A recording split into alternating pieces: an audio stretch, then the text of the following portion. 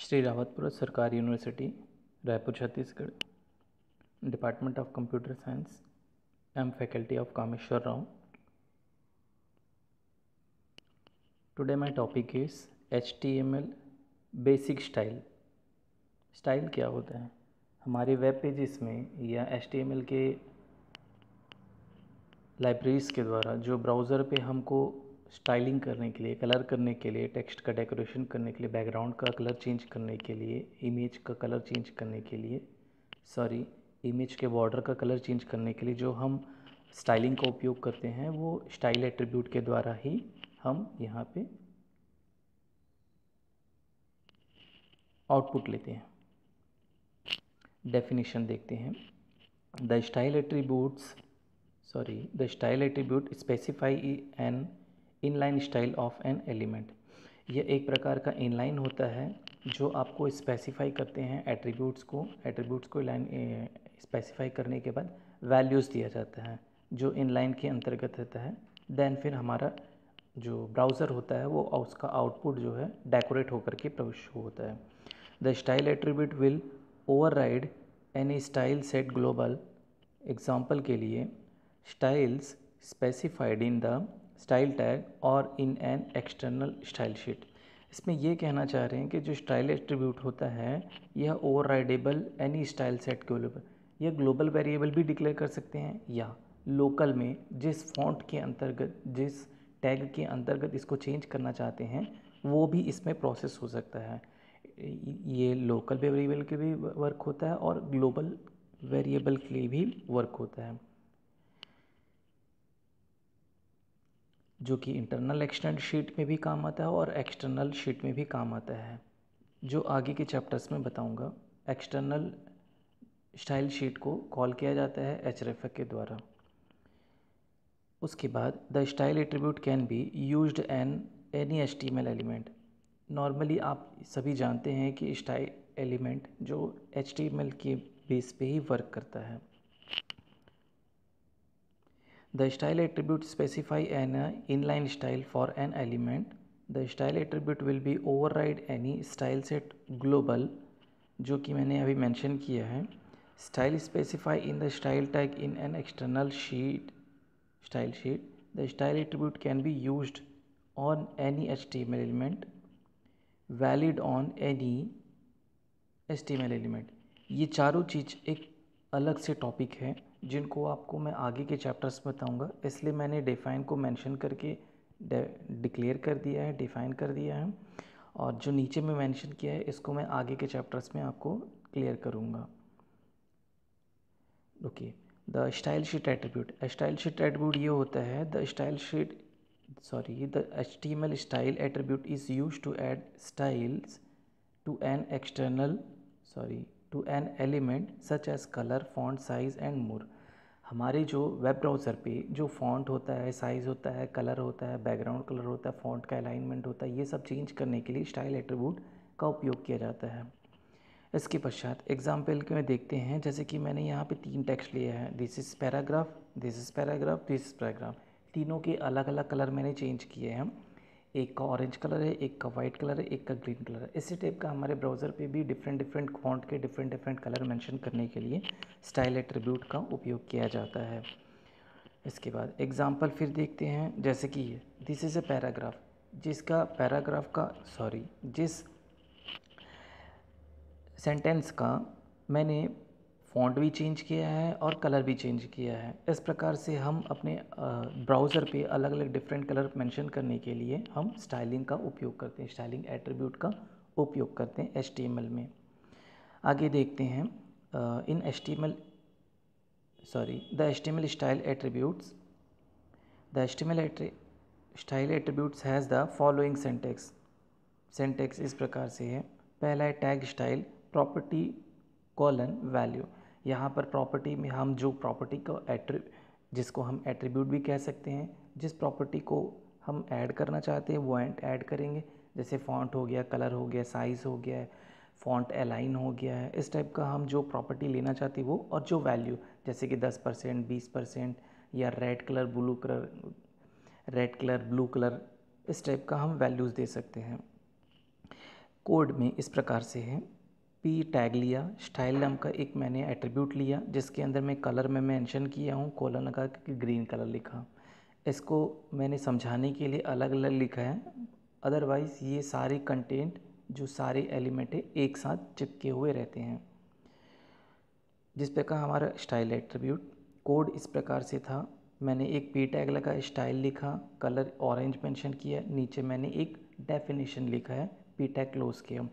आपको आउटपुट इस प्रकार से प्राप्त होगा, जो मैंने कलर ऑरेंज लिखा था वहाँ पैराग्राफ में स्टाइल ऑरेंज कलर और पी टैग ये चारों आउटपुट में डिसेबल हो गए हैं और हमारा जो टेक्स्ट था, जो डेफिनेशन था, वो हमारा ऑरेंज कलर में शो हुआ है।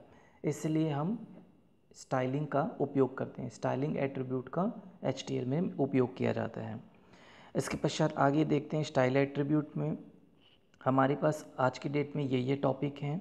मैं आज आपको बैकग्राउंड कलर के बारे में बताऊंगा, जो बैकग्राउंड कलर चेंज करने के काम आता है। Use colour for text colours, text के कलर चेंज करने के लिए स्टाइलिंग एट्रीब्यूट का यूज़ करते हैं।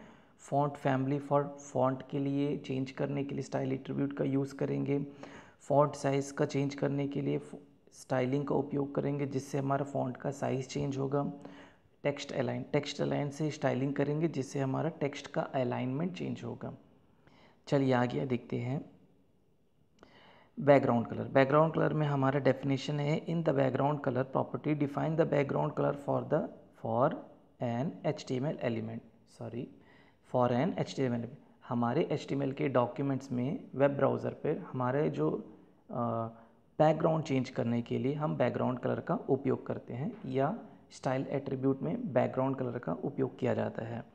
एग्जाम्पल के लिए देखते हैं, the example set the background colour for a page to powered blue. Suppose हम पावर्ड ब्लू लेना चाहते हैं तो हमको पावर्ड ब्लू में आएगा। मैंने यहाँ पे एग्जाम्पल के लिए मेंशन किया। हमारे पास बहुत सारे कलर हैं, RGB कहा जाता है, 256 और 256 इस रेशियो में हमारा कलर रखा रहता है जिसे हम चेंज कर सकते हैं। एग्जाम्पल के लिए लेते हैं, कोड में हमारा कोड इस प्रकार है, बॉडी टैग लिए, स्टाइल लिए, बैकग्राउंड कलर लिए, बॉडी टैग मैंने ब्लू क्लिक करके क्लोज किया। मैंने यहाँ पे दो H1 टैग लिया, स्टेटमेंट लिखा, H1 टैग क्लोज किया, P1 टैग लिया, स्टेटमेंट लिखा, P1 टैग क्लोज किया। मैंने बॉडी को यहाँ पे क्लोज कर दिया।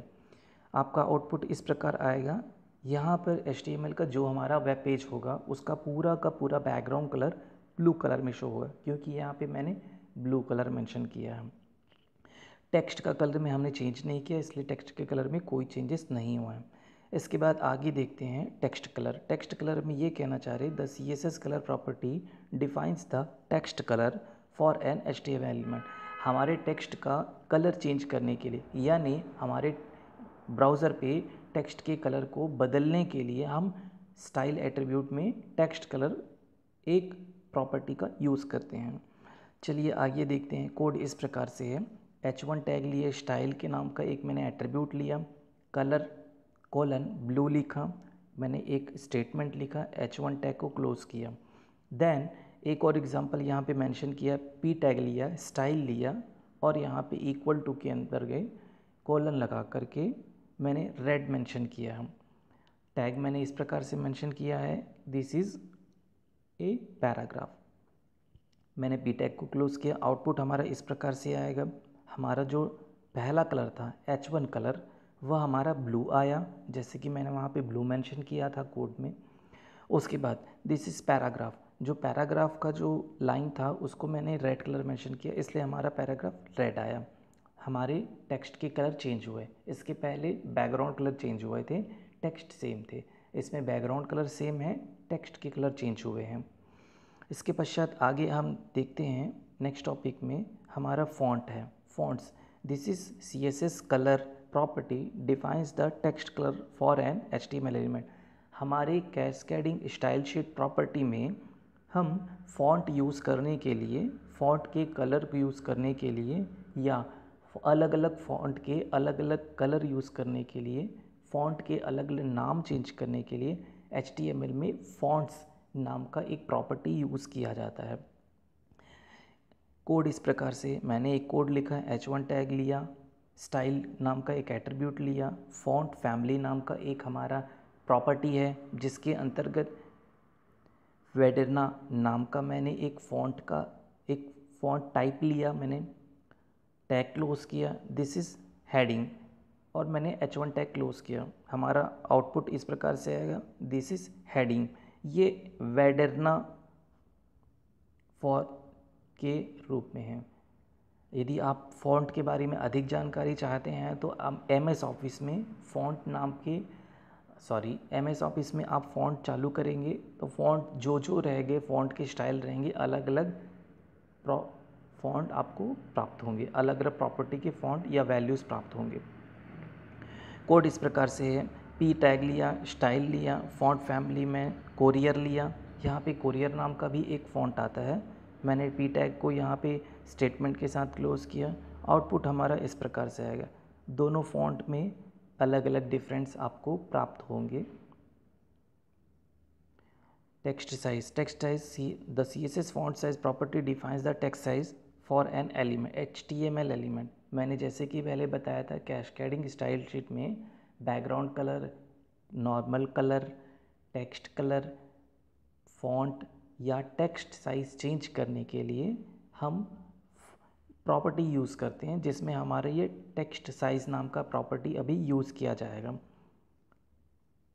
कोड इस प्रकार से है, मैंने H1 टैग लगाया, स्टाइल नाम का एक एट्रीब्यूट लगाया, फ़ॉन्ट साइज़ लिखा जो प्रॉपर्टी कहते हैं, और मैंने 100% यहाँ मेंशन किया फ़ॉन्ट का साइज़, दिस इज़ हेडिंग नाम का एक मैंने स्टेटमेंट लिखा, और मैंने यहाँ पे H1 टैग क्लोज़ किया। देन हमारा आउटपुट ब्राउज़र पे इस प्रकार शो होगा। आउटपुट ये रहा। ये नॉर्मली MS ऑफिस में 100% जो शो रहता है वो मैंने यहाँ पे मेंशन किया। यहाँ पर फ़ॉन्ट का size this is heading 100 size में है। उसी प्रकार से मैंने एक और कोड लिखा, P1 टैग लिया, स्टाइल लिया, फ़ॉन्ट साइज़ 20% रखा, दिस इज़ ए पैराग्राफ, और मैंने P टैग क्लोज़ किया विथ स्टेटमेंट।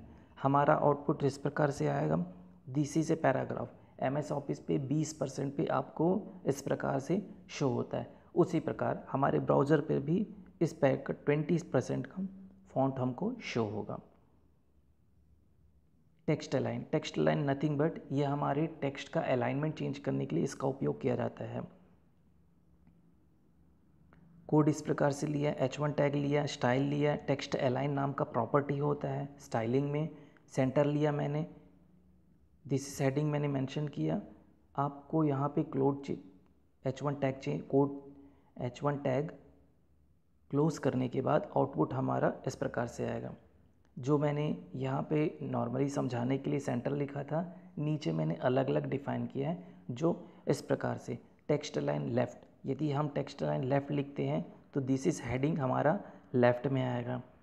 यदि टेक्स्ट लाइन सेंटर लिखते हैं देन हमारा अलाइनमेंट सेंटर पे आएगा। जैसे कि मैंने यहाँ पे एक मेंशन किया है टेक्स्ट, दिस इज़ हेडिंग। इसके पश्चात टेक्स्ट अलाइन राइट, यदि हम राइट अगर मान लो प्रॉपर्टी यूज़ करते हैं, टेक्स्ट लाइन में राइट प्रॉपर्टी यूज़ करते हैं तो हमारा राइट में इस प्रकार से हेडिंग आएगा। This is introduction about HTML basic. Thank you all.